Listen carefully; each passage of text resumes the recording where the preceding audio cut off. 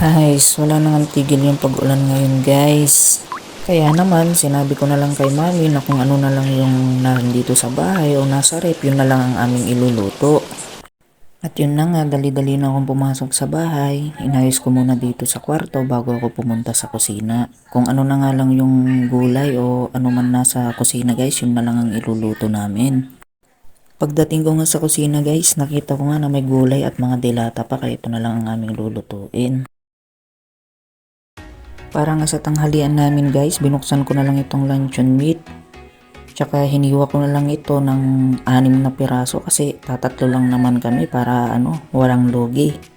Nasa bakasyon pa kasi yung mga pamangkin ko guys, kaya tatatlo lang kami ni mami at ni daddy dito sa bahay ngayon. Sa Isabela na rin kasi guys, nakatira yung kambal ko at yung hipag ko kasi nandun yung kanilang trabaho. Katapos ko nga mahiwa guys yung mga luncheon meat, nagpainit na ako ng kawali. Nung mainit na ng konti yung kawali guys, tsaka ako naglagay ng konti lang na mantika. At isa-isa ko na nga nilagay itong mga luncheon meat. At dahil nga namimiss ko na yung luto ni mami na pakbet Ilocano guys, sabi ko magluto siya ng gulay para mamayang gabi. At para hindi na rin masayang guys yung mga gulay na nasa rep namin.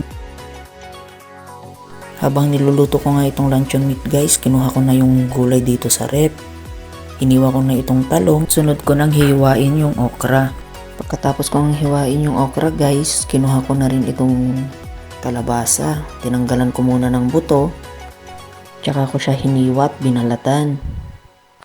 Hindi ko nga alam guys kung tama ba itong ginawa kong pagbabalat dito sa kalabasa. Nung mabalatan ko na nga, hiniwa ko na ito ng katamtamang laki lang guys. Sunod ko na ngang hiniwa itong ampalaya guys sa katamtamang laki lang. Hindi ko kasi alam yung hiwa ng gulay guys, kaya patsamba-tsamba na lang yung ginawa ko. At itong kamatis guys ang magpapasarap sa ating pakbet. Tatatlong piraso na nga lang yung nasa rep namin guys, kaya hiniwa ko na lang din ito. At isinunod ko na nga itong sibuyas, bawang para sa panggigisa natin guys. May nakainan ako dati, may luya yung pakbet nila pero sa amin guys hindi namin nilalagyan.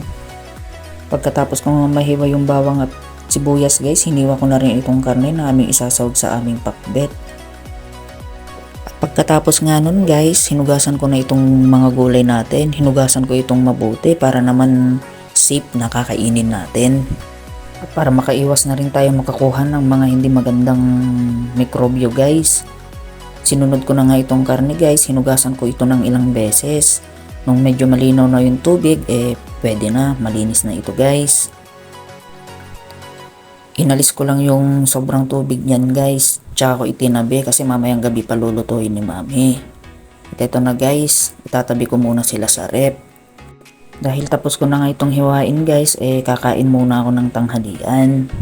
Kumuha na nga ako dito ng kanin para makapag-umpisa na akong kumain. Unang subo para po sa inyong lahat.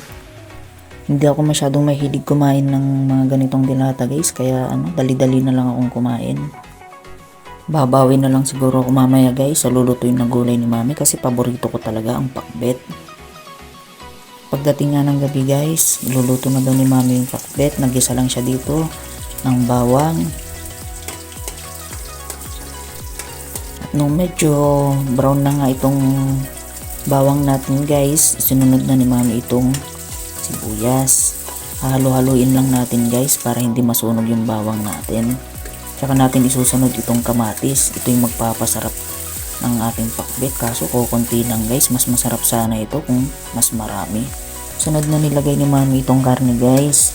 Isasangkot siya lang to ng mabuti para mas masarap. Palalabasin natin yung sariling taba ng baboy. Pagkatapos nga ng ilang minutong paghahalo guys, tatakpan natin ito para malutong mabuti yung karne.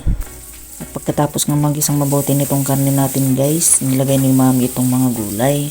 Sabi nga ni mami masyado daw yatang madami, pero sabi ko ilagay na niya lahat. Namiss ko talaga kasi guys yung luto ni mami na pinakbet. Masarap kasi magluto si mami ng gulay.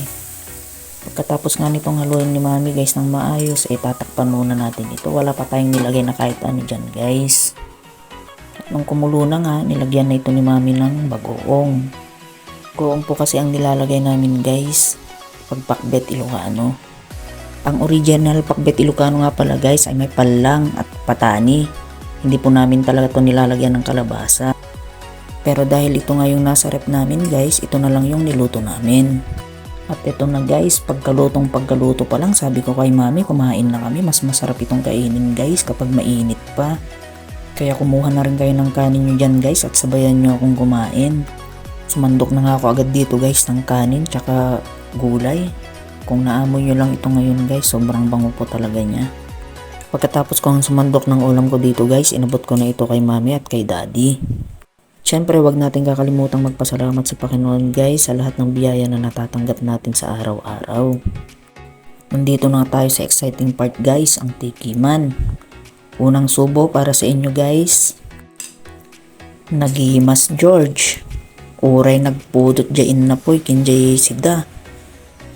Uray masinsinit ka kisubo kalat nga subong talaga no kastuiti sidaem.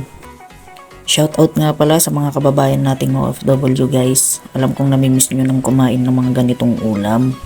Palagi po kayong mag-iingat dyan. Sana po suportahan nyo ako sa aking mini vlog guys. Palike and share naman po ng ating mga video. At hanggang dito na nga lang guys. At kung madaling araw mo nga ito napanood at nagutom o natakam ka sa ating ulam, panigurado pansit canton na naman ang uulamin mo.